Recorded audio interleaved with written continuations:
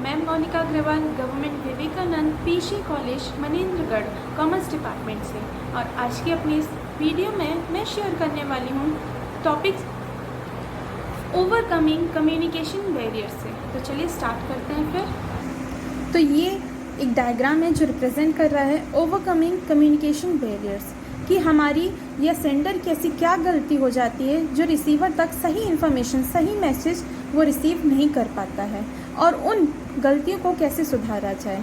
तो सबसे पहला है इसमें क्लियर ऑब्जेक्टिव, दूसरा है जनरल आइडिया अबाउट ऑडियंस, तीसरा use of easy and clear language, next effective listening, next total control over emotions, next listen the noise, next completion of message, next suitable environment, next effective use of body language, next proper use of feedback। तो ये एक diagram जो कि represent कर रहा है कि क्या क्या हमारे बैरियर्स से बाहर निकलने का रास्ता है जब हम कम्युनिकेट करेंगे।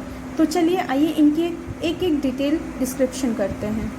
तो फर्स्ट है क्लियर ऑब्जेक्टिव। जब भी सेंडर रिसीवर को कुछ भी कम्युनिकेट करना रहे, उससे पहले सेंडर की रिस्पॉन्सिबिलिटी होती है कि वो अपने माइंड में ही वो चीज़ों को क्लियर करे, या यूँ कहूँ वो मैसेज या इन्फॉर्मेशन को क्लियर करे कि वो क्या अपनी ऑडियंस को बताना या समझाना चाह रहा है। तो in a communication process the sender must clearly define his objective. It means the receiver should be well informed about the subject matter, its context and regulations etc. of the message being communicated, so that he perceives the meaning and original forms of communicated message. अगर sender को ही ये बात clear नहीं है कि वो अपनी audience को या अपने रिसीवर को वो क्या समझाना चाह रहा है, तो वो कभी भी कम्युनिकेट नहीं कर पाएगा जो वो मैसेज कम्युनिकेट करना चाह रहा है। और यही हमारी एक दिक्कत या बैरियर साबित होता है जब हम कम्युनिकेट करते हैं। इसीलिए इससे ओवरकम करने का सलूशन ये है कि सेंडर पहले खुद क्लियर हो कि वो क्या बताना चाह रहा है अपनी ऑडियंस या रिसीवर को। इसी में है general idea about audience. Sender को इस बात का भी ध्यान देना चाहिए कि उसकी ऑडियंस क्या उससे कनेक्ट कर पाएगी। फॉर एग्जाम्पल, जैसे कि आज मैं अपनी इस वीडियो में हिंदी और इंग्लिश दोनों ही लैंग्वेज में आपको एक्सप्लेन करने की कोशिश कर रही हूँ। इन प्लेस अगर मैं कोई और ऐसी लैंग्वेज यूज़ करूँ जो आपकी नॉलेज से बाहर होगा, तो क्या ये कम्युनिकेशन प्रोसेस मेरा कंप्लीट होगा? बिल्कुल भी नहीं। साथ ही साथ मैं ऐसे वर्ड्स का यूज़ कर रही हूँ जिसका सीधा और सिंपल एक ही मतलब निकले। तो ये ड्यूटी एक हमेशा सेंडर की होती है कि वो जनरल आइडिया अबाउट ऑडियंस रखे कि क्या ऑडियंस उसी लैंग्वेज में उसी कैपेबिलिटी के साथ समझ पाएगी जिस भाषा में या जिस तरीके से सेंडर ट्रांसमिट कर रहा है अपनी इन्फॉर्मेशन को। इसी में है in a communication process after explaining the objectives of the message, sender should try to know about the position of audience, that is whether the receiver has the general idea about the subject matter of the message communicated by you। इसी में next है use of easy and clear language. हमेशा sender को इस बात का ध्यान देना चाहिए कि ईजी और क्लियर लैंग्वेज का यूज़ करें, इन प्लेस डिफ़िकल्ट या टिपिकल्ट वर्ड यूज़ करें। अगर वो वर्ड्स क्लियरली जस्टिफाई नहीं कर रहा है आपके मैसेज को या इन्फॉर्मेशन को, तो आपको वो मैसेज में या इन्फॉर्मेशन शेयर करते समय उन वर्ड्स का यूज़ नहीं करना चाहिए। हमेशा इस बात का ध्यान देना चाहिए कि जब हम कम्युनिकेट कर रहे हैं तो ऐसी भाषा में कम्युनिकेट करें जो इजी हो सुनने और समझने में, और क्लियरली आपकी बात को, आपके मैसेज को आपके रिसीवर तक पहुंचा सकें। In a communication process, the language used in the communicated message should be simple and easily understandable, so that audience perceive the original form and real meaning of the message। इसी में next है effective listening. अब ये duty होती है। क्या duty होती है चलिए जानते हैं। An effective communication basically depends upon effective listening. Effective listening is necessary for both communicator as well as the audience, so that the message retains its original form and meaning। यहाँ पर sender और receiver यानी communicator and audience ये दोनों की ही responsibility है कि जब सेंडर रिसीवर को कुछ बता रहा है, इन्फॉर्मेशन शेयर कर रहा है, तो रिसीवर उस बात को ध्यानपूर्वक सुने। फिर यहाँ पर अब इस बात को इस तरीके से भी समझा जा सकता है कि यहाँ पर रिसीवर की भी ये सेंडर की भी ये ड्यूटी होती है कि जब रिसीवर आपको फीडबैक प्रोवाइड कर रहा है तो आप भी उसकी बात को उसी इफ़ेक्टिव तरीके से सुने जैसे कि रिसीवर आपकी बातों को सुना है। तभी आप अपने इन बैरियर्स से ओवरकम कर सकेंगे। अगर आप इस बात का ध्यान नहीं दे रहे हैं, बस सेंडर अपनी ये ड्यूटी समझ रहा है कि मेरी ड्यूटी ये थी कि मैं अपना मैसेज रिसीवर तक पहुंचाऊं, ना कि रिसीवर की बात को सुनूं, तो ये कोई भी प्रॉब्लम का सल्यूशन नहीं होगा। ऐसे में संस्था आगे नहीं बढ़ती है। और ये जनरली हम देखते भी हैं कि जब बॉस अपने सबऑर्डिनेट्स के साथ कांटेक्ट करता है, बस अपनी पॉलिसीज़, अपने रूल्स को एक्सप्लेन करता है इन प्लेस, वो नहीं सुनता है कि क्या एम्प्लॉयज़ के लिए वो सूटेबल है कि नहीं, क्या वो वर्किंग मेथड के अकॉर्डिंग है कि नहीं, क्या वो उससे सेटिस्फाई है कि नहीं। तो ऐसे में क्या होता है, वो ऑर्गेनाइजेशन शुरुआत में समझ में नहीं आता, पर एक पॉइंट में जाने के बाद वो लॉस फेस करने लगती है।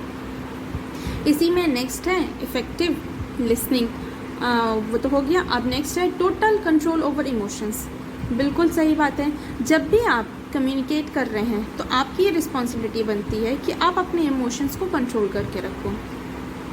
For successful and effective communication both the parties, communicator and audience, must keep total control over emotions. If emotions are not properly controlled, they will create barriers in flow of message. हमेशा अपने emotions पे control रखना चाहिए, चाहे वो sender receiver से communicate कर रहा हो या रिसीवर सेंडर से कम्युनिकेट कर रहा हो। ओवरफ्लो ऑफ इमोशन होगा तो ऑब्वियसली वो आपके लिए ही खतरनाक साबित होगा। अब इसी में है लेसन्स द नॉइस, मतलब नॉइस को कम करने की कोशिश करना। कैसे? जब आप कम्युनिकेट कर रहे हो, अगर फेस टू फेस कम्युनिकेशन हो रहा है, उसमें भी सराउंडिंग में कुछ ना कुछ नॉइस क्रिएट हो रहा है, या आप टेलीफोन या मोबाइल फ़ोन में कनेक्ट करने की कोशिश कर रहे हैं, उसमें भी नेटवर्क इशू है या कोई भी काइंड का इशू क्रिएट हो रहा है, तो उसे कम करने की कोशिश करें।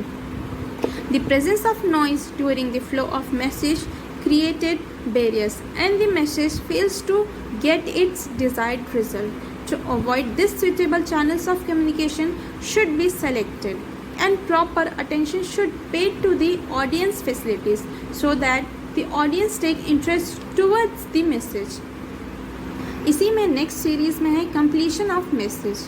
हमेशा रिसीवर और सेंडर की ये ड्यूटी होती है कि वो अपना मैसेज कंप्लीट कम्युनिकेट करें।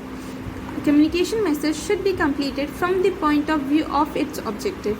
Incomplete message irritates the audience.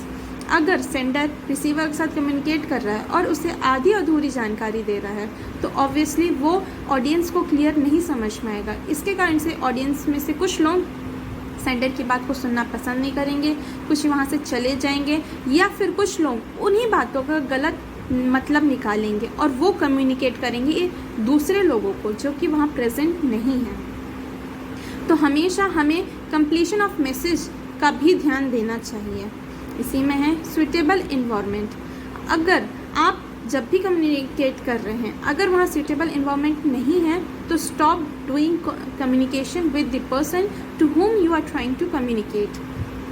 A message will receive the sender in its original form when the environment around is favorable and suitable to the process of communication. The personality of the communicator plays peaceful atmosphere should be suitable to the communicated message.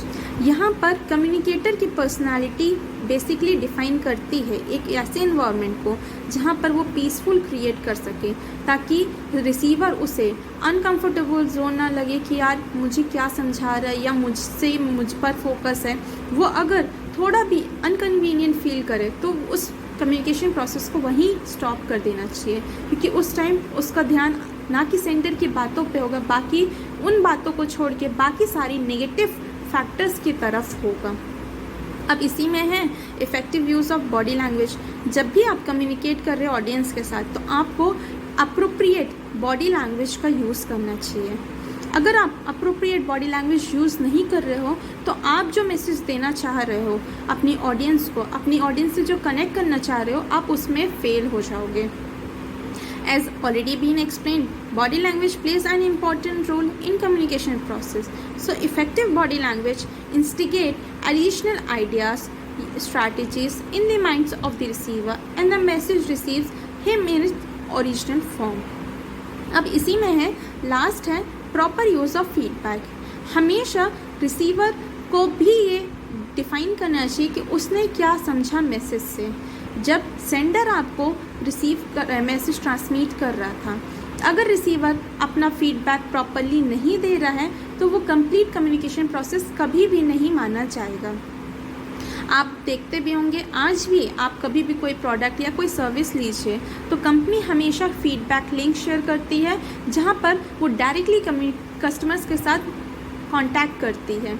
उसकी गलतियां जो company कर चुकी है वो सुनने को तैयार रहती है, इवन वो अपोलोजाइज़ करने के लिए भी रेडी रहती है, ताकि आगे फ्यूचर में जब अपने कस्टमर्स के साथ कनेक्ट करे तो उन दिक्कतों का सामना उस कस्टमर को वापस से ना करना पड़े।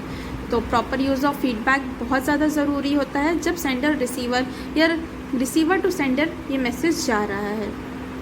The completeness of communication process depends on the feedback. If the feedback is not clear, then this process remains incomplete. In face-to-face communication, feedback is available immediate and clearly on the spot. But in written communication, there may be some delay in getting feedback. आज के लिए बस इतना ही। Thank you.